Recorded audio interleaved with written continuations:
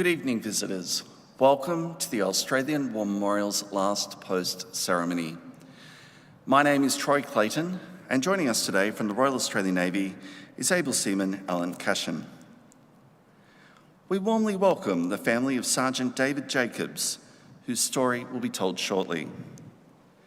We are honoured to acknowledge Mr. Jack Skipper, a member of today's family group, who is a veteran of both the Korean and Malayan emergency and was awarded the Military Cross for his actions in 1952. We thank you for your service. We also welcome Wing Commander Lance Halverson, representing the Air Force Association, ACT Division. We welcome the veterans who have served, those that are still serving, and the families that love and support them. We also acknowledge the members of the RSL Services Clubs Association, RSL Victoria and RSL Queensland, who are watching this ceremony broadcast across Australia.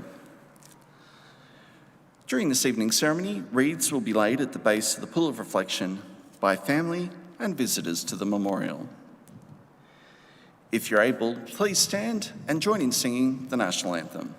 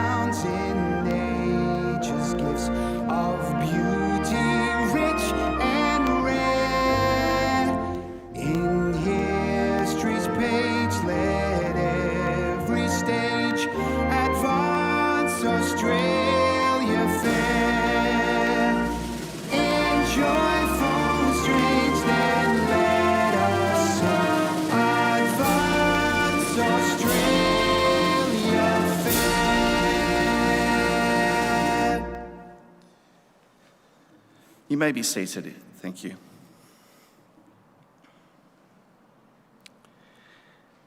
The Australian War Memorial was the vision of Charles Bean, Australia's First World War official historian.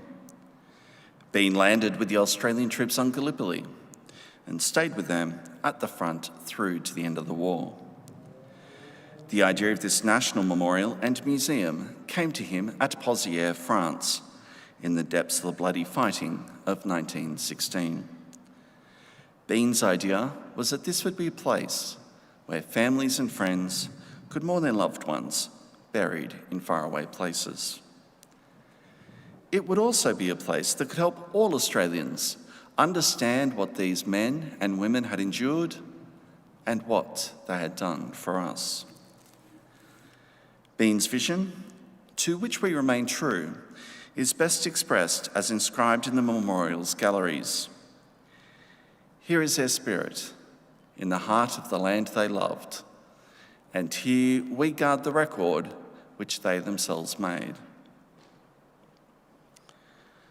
Tonight, we'll read the story behind just one of those on the Roll of Honour, which lists the names of more than 102,000 men and women who have given their lives for us in war and on operations for more than a century. But first, we present a lament, Flowers of the Forest. Wreaths or floral tributes will now be laid at the base of the Pool of Reflection.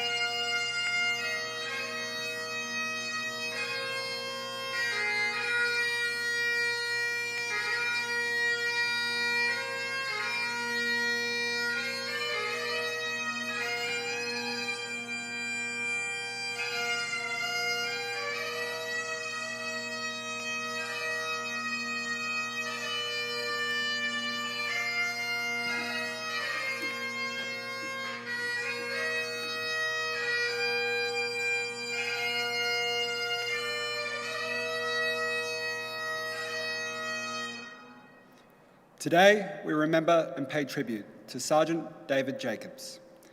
David Jacobs was born on the 4th of December 1917 in the Sydney suburb of Marrickville, one of 7 sons born to Morris and Sophie Jacobs. Having attended Petersham Intermediate High School and Newington College, he went on to work for the family confectionery company.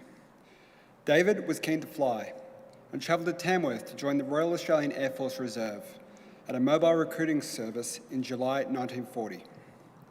On the 28th of April 1941, he enlisted in the Royal Australian Air Force. Following elementary flight school in Temora, he completed training in Deniliquin and Point Cook. In February 1942, he was allotted to No. 7 Squadron at Laverton. In the following month, he transferred to No. 13 Squadron.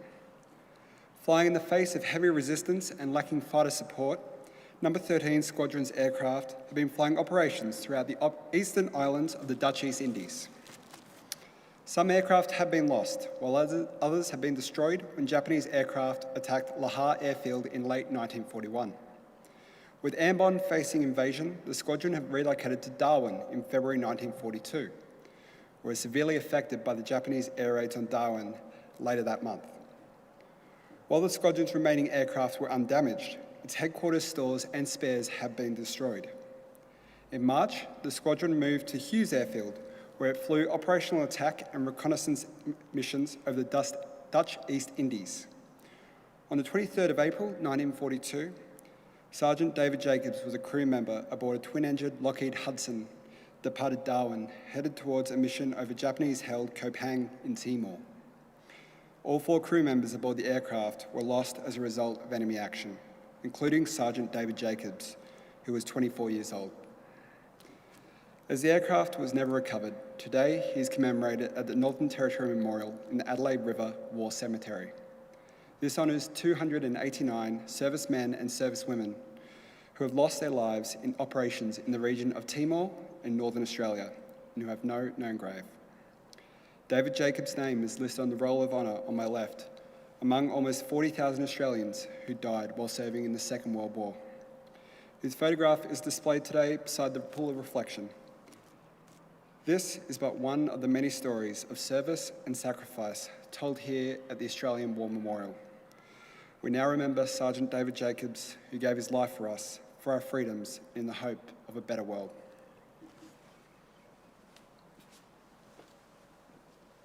Please stand for the reading of the Ode and the sounding of the last post.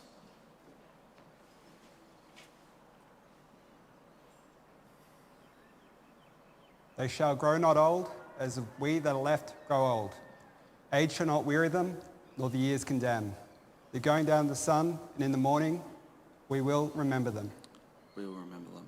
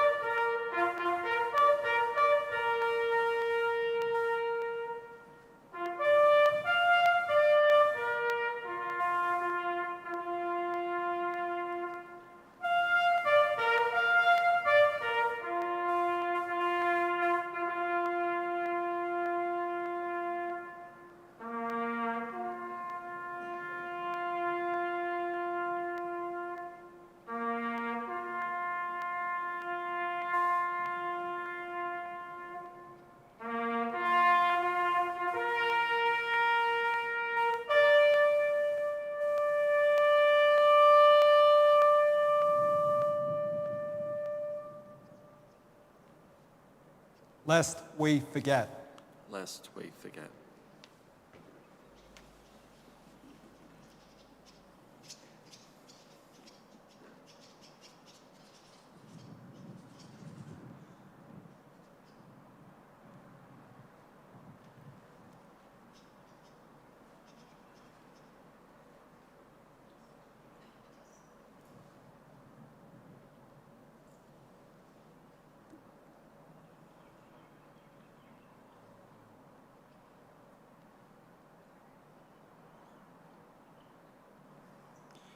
We leave you this evening with the words of the memorial's founder, Charles Bean. Many a man lying out there at Poziere or in the low scrubber Gallipoli with his poor, tired senses barely working through the fever of his brain has thought in his last moments, well, it's over. But in Australia, they will be proud of this. Ladies and gentlemen, girls and boys, that concludes the last post ceremony. We'd like to thank you for visiting the Australian War Memorial and wish you all a very good evening. Thank you.